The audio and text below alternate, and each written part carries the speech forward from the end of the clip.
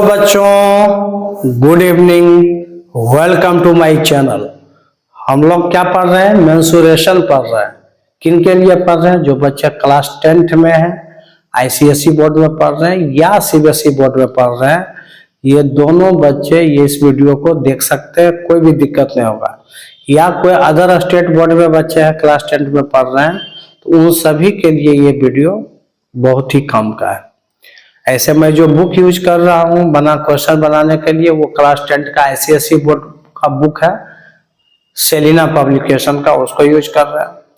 तो already exercise 20A mensuration में हो चुका है, जिसमें हम लोग सिलेंडर पढ़ चुके हैं, और एक्सरसाइज 20B में भी हो चुका है। क्या हो चुका है? कोन पर रहते, कोन का सारा फॉर्मूला हम बता चुके हैं। Surface area, volume, curve surface area क्या होता है, सब बता चुके हैं, और कुछ क्वेश्चंस भी बताए थे। तो और मैं एग्जांपल्स पूरा करवा रहा हूं, क्योंकि बोर्ड एग्जाम नजदीक आ रहा है, इसलिए बोर्ड एग्जाम तो आगे भी होते रहेगा, लेकिन अभी जो 2024 में एग्जाम होने वाला है, अब बस ज्यादा दिन नहीं है, सिर्फ 1 मंथ है एग्जाम स्टार्ट होने में। तो अगर ये वीडियो आज से 10 साल के बाद भी कोई देखेगा तो समझ जाएगा कि ये वीडियो कब बना था। ठीक है, चलिए। तो अगर मेरा वीडियो आपको पसंद आता है तो आप चैनल को सब्सक्राइब, लाइक और अधिक से अधिक अपने दोस्तों में वीडियो को बांट दीजिए, शेयर कीजिए। जितना ज़्यादा शेयर करेंगे उतना और भी स्टूडेंट को फायदा मिल जाएगा, और भी बच्चों को फायदा मिलेगा। तो ठीक है, चलते हैं, देखते हैं। तो क्वेश्चन नंबर एग्जाम्पल का 9 नंबर क्वेश्चन है।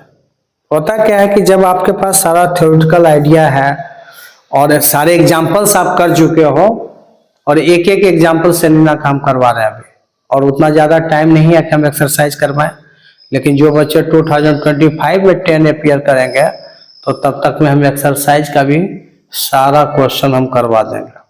ठीक है, लेकिन अभी फिलहाल एग्जाम्पल से आप काम चलाइए। तो चलिए देखते हैं। हाँ, लेकिन एक चीज तो मैं बोला हूं भाई, एग्जाम्पल्स मैं करवा रहा हूं और आप एक्सरसाइज बनाइए। जो नहीं बनता है क्वेश्चन तो आप कमेंट में पूछिए कि सर ये नंबर नहीं बना है, इस एक्सरसाइज का बताइए, तुरंत उसका जवाब आपको मिलेगा, और आपके लिए क्या कर सकते हैं। तो चलिए, क्वेश्चन है आपका example number 9, the ratio of the base, ratio of the base area, ratio of the base area, base का जो एरिया है, and the curve surface area of A conical tent is 40:41। देखो ये लाइन समझना बहुत जरूरी है।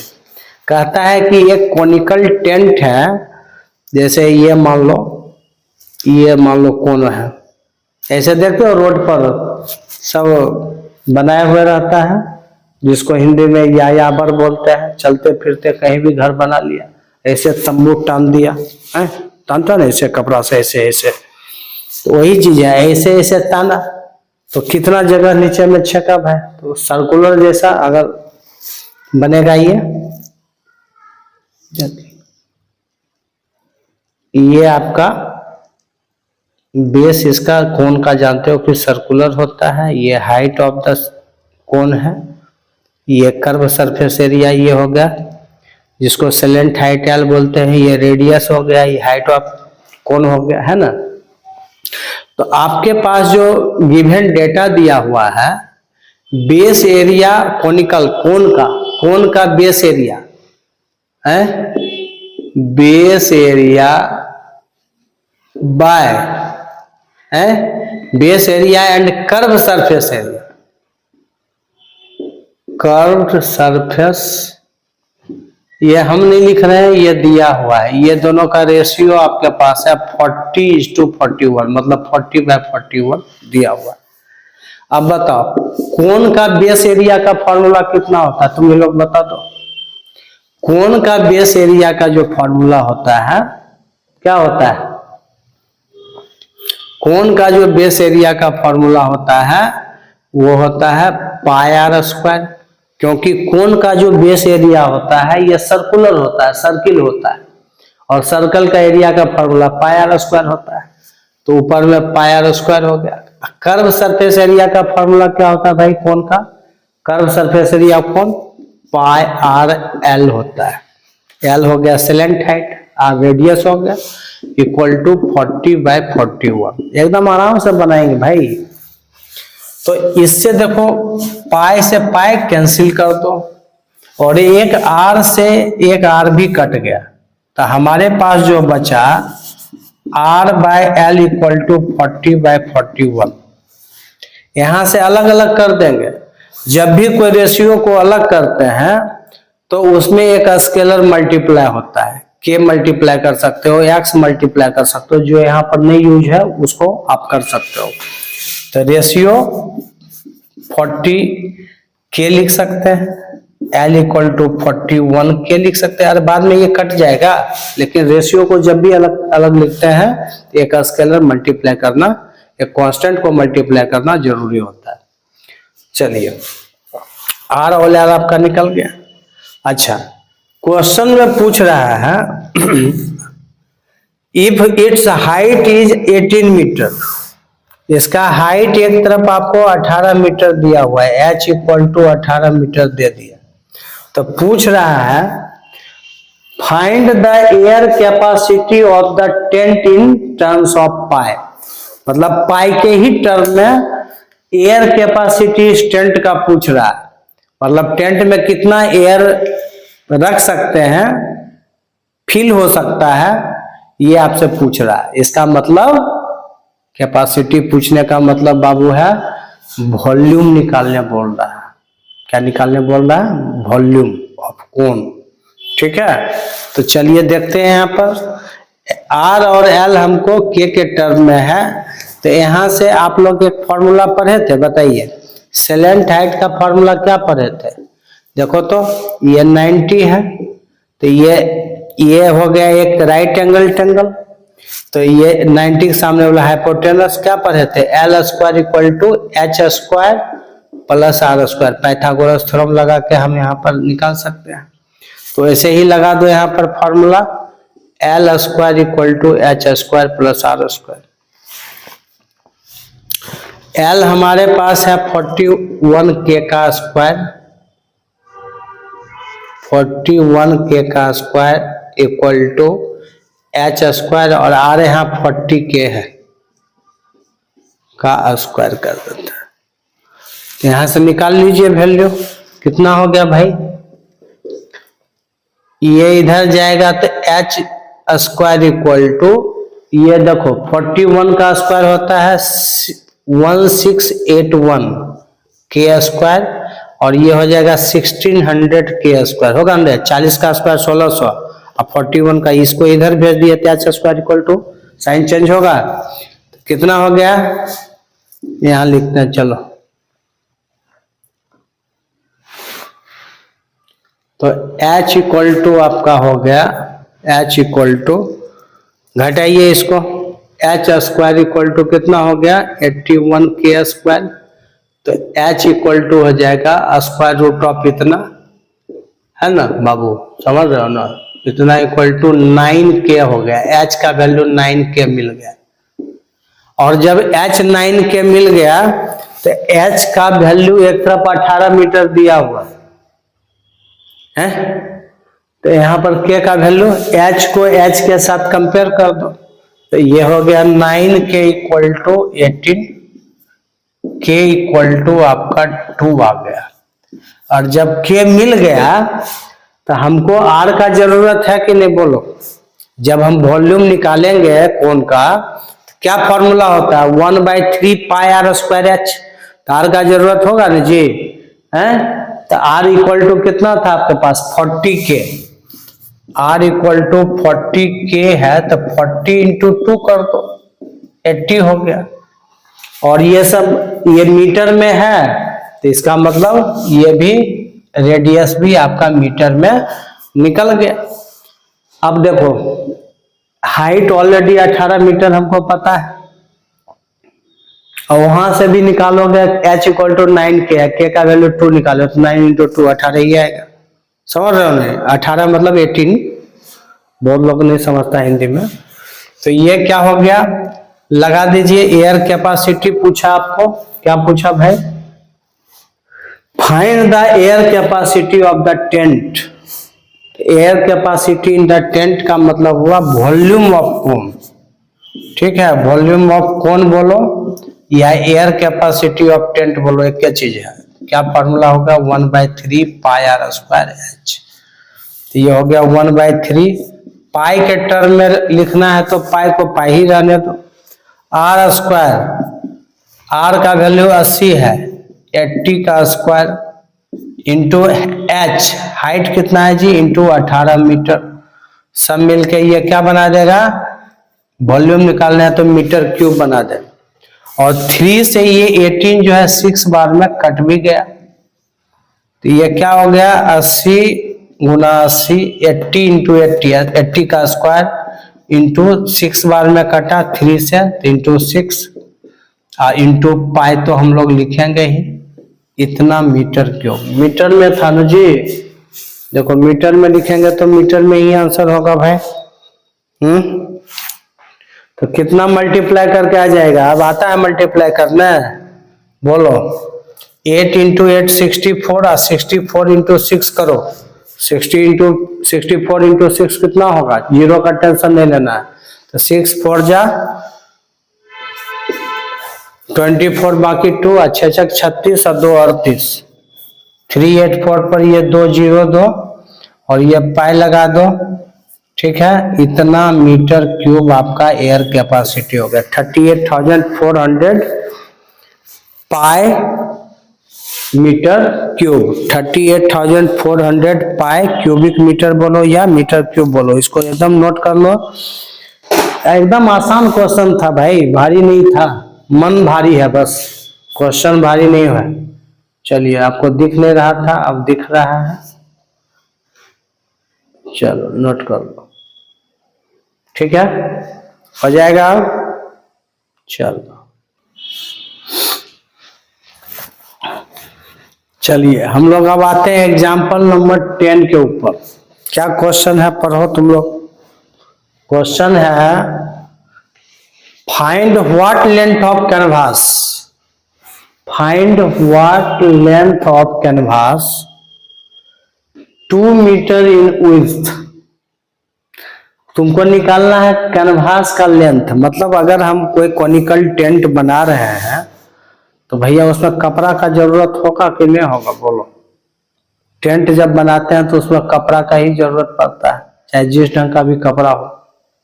तो उसी को बोल रहा है कि find what length of canvas, canvas का लेंथ निकालना है और बता रहा है कि 2 मीटर इन विड्थ, जबकि उस कपड़े की चौड़ाई जो है वो 2 मीटर फिक्स है, दिया हुआ है। तो कितना लेंथ होगा? Is required to make a conical tent. एक कॉनिकल टेंट बनाना है, उसके लिए कितना लंबा कपड़ा की जरूरत है, कैनवास की जरूरत है। कैसा बनाना है भाई, कैसा कॉनिकल टेंट चाहिए? Is required to make a conical tent 12 meter in diameter. जो कॉनिकल टेंट बनाना है उसके बारे में बता रहा है कि उसका डायमीटर जो है 12 मीटर है and 63 meter in slant height. उसका सेलेंट हाइट जो है 63 मीटर है।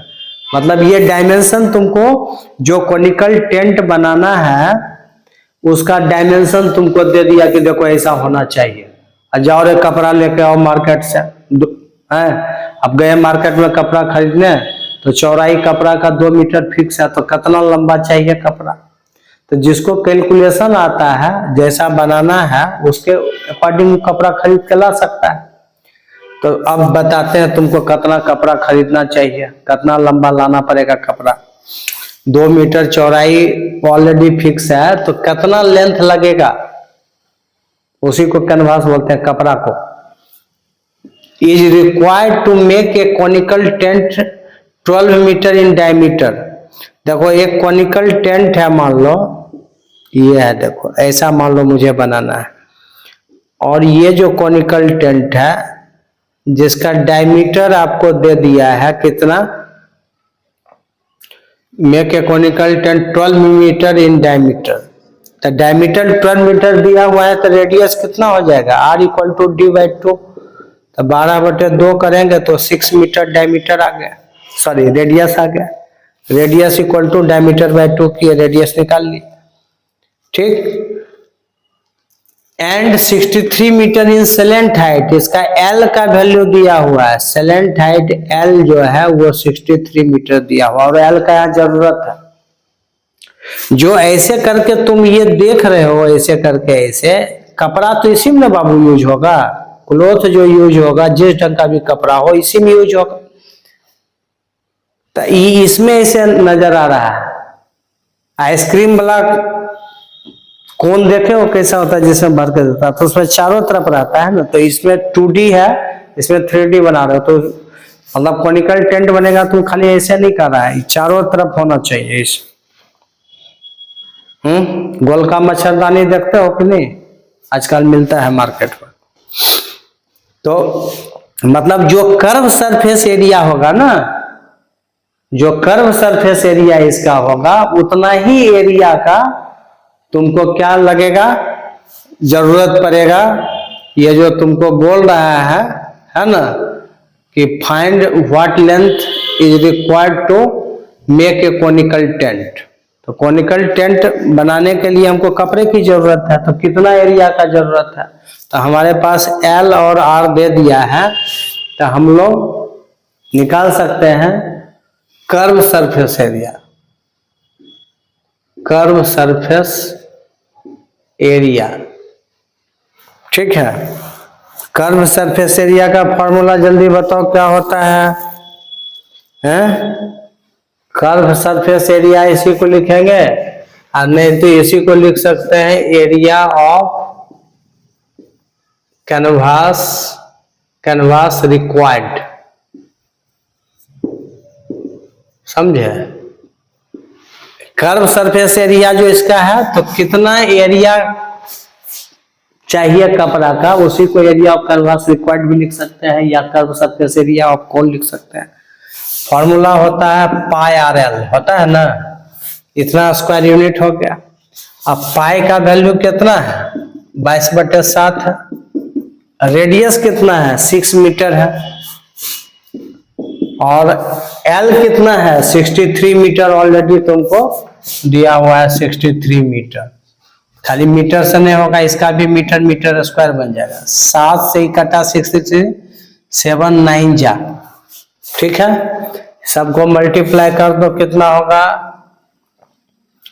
22 6 जा होता है 132, इंटू 9 कर दो, इतना मीटर स्क्वायर। ये हो गया 9 2 जा 18, बाकी 1 9 3 27 1 28, बाकी 2 और 2 11, 1188 मीटर स्क्वायर। इतना कपड़ा की जरूरत है। जो कोन का कर्व सरफेस एरिया होगा उतना ही कपड़ा की जरूरत होगा। इतना एरिया चाहिए, इतना एरिया का कपड़ा हमको चाहिए। तो अब एक बात बताओ, जो ऊपर का लाइन लिखा हुआ था अभी तक इसका कोई यूज नहीं हुआ। बोला ना, find what length of canvas 2 meter in width. अगर कपड़ा की चौड़ाई तुम मार्केट में खरीदने गए 2 मीटर चौड़ा है, तो कितना लंबा चाहिए, तो हमको इतना एरिया टोटल चाहिए ना, इतना एरिया। तो तुम क्या पढ़े हो, अकॉर्डिंग टू क्वेश्चन जो काम करेंगे, length into breadth equal to curve surface area या एरिया ऑफ कैनवास रिक्वायर्ड। तो एरिया ऑफ कैनवास रिक्वायर्ड निकाल लिए हैं 1188, और लेंथ हमको नहीं पता है। ये समझ रहे हो नहीं कैसे किया, यही इसका सबसे इंपॉर्टेंट चीज है कि जितना एरिया का हमको कपड़ा चाहिए, और चौड़ाई ऑलरेडी फिक्स है, लंबाई नहीं पता है, तो उसको लंबाई गुना चौड़ाई करके area of canvas required already निकाल चुके हैं। और कर्व पार्ट में ही लगाना रहता है कपड़ा, इसलिए कर्व सरफेस एरिया निकाला गया। तो L इंटू अब बी का वैल्यू कितना हो गया, यहाँ पर दिया हुआ है 2 मीटर, तो L इंटू 2, तो मतलब L का वैल्यू नहीं मिल गया, length of canvas equal to 1188/2, इतना मीटर होगा। काटो 2 से, 2 पचे 10 हो गया, 1 फिर 18 हो जाएगा, 2 9 जा 18 कट गया, 2 4 जा, मतलब लेंथ 594 मीटर लेंथ चाहिए, 594 meter, 594 meter length of canvas required कितना निकल गया, लेंथ ऑफ कितना लेंथ की जरूरत था कैनवास के लिए, length of canvas required equal to निकल गया आपका 594 मीटर। ये आंसर हो गया, एक आंसर निकल गया, find what length of canvas, ये निकल गया आंसर। अब क्या करेंगे, एक और क्वेश्चन है, also find the cost of the canvas at the rate of 150 पर मीटर, मतलब 1 मीटर कपड़ा को खरीदने में 1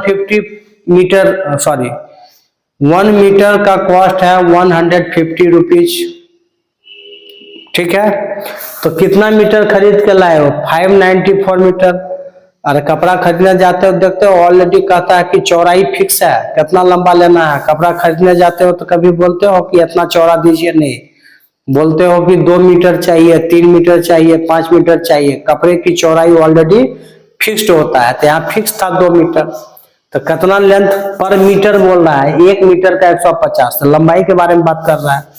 तो cost of, find the cost of the canvas, निकाल लेंगे एक बार में, cost of the canvas equal to 1 meter का 150 है, तो 594 मीटर का 594 इंटू 150 रुपीज कर, और मल्टीप्लाई करके आंसर लिख दो, कितना आएगा मल्टीप्लाई करके हैं, 891 पर 2 जीरो,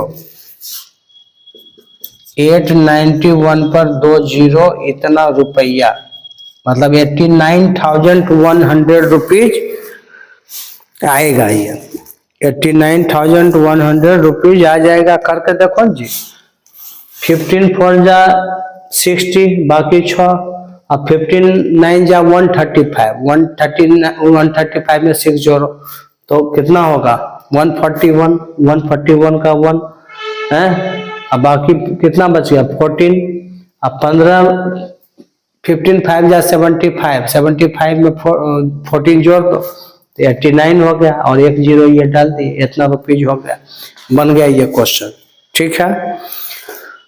तो चलिए इसको नोट कर लीजिए भाई। तो आज एग्जाम्पल का हम लोग 9 और 10 नंबर किए हैं, और इसके पहले भी और भी वीडियो हम दूसरा तीसरा आज बना रहे थे, ठीक है, चुपचाप हम बता दे रहे हैं। तो लेट हो गया ज्यादा, रात के 11 बज रहा है, ठीक है। तो आप लोग ये 2 एग्जाम्पल्स देखेंगे, और बाकी के जो एग्जाम्पल के क्वेश्चंस हैं उसको फिर अगले वीडियो में आपको मिल जाएगा। लेकिन जितना पढ़िए उतना समझिए, ये सबसे बड़ा चीज है। और ऐसे भी आपको छोटा छोटा वीडियो देखना ज्यादा पसंद है, तो मुश्किल से 20 मिनट का वीडियो होगा, 2 क्वेश्चन है, और क्या पता कि यही 2 क्वेश्चन में कोई क्वेश्चन आपके बोर्ड एग्जाम में आ जाएगा। ज्यादा क्वेश्चन बोर्ड कोई भी हो एग्जाम्पल से पूछा जाता है, इस पर गौर करना तुम लोग, ठीक है। चलिए, तो अगर आपको मेरा वीडियो पसंद आता है तो चैनल को सब्सक्राइब, लाइक और अधिक से अधिक वीडियो को शेयर कीजिए। Good night, take care, I will see in next class, ठीक है।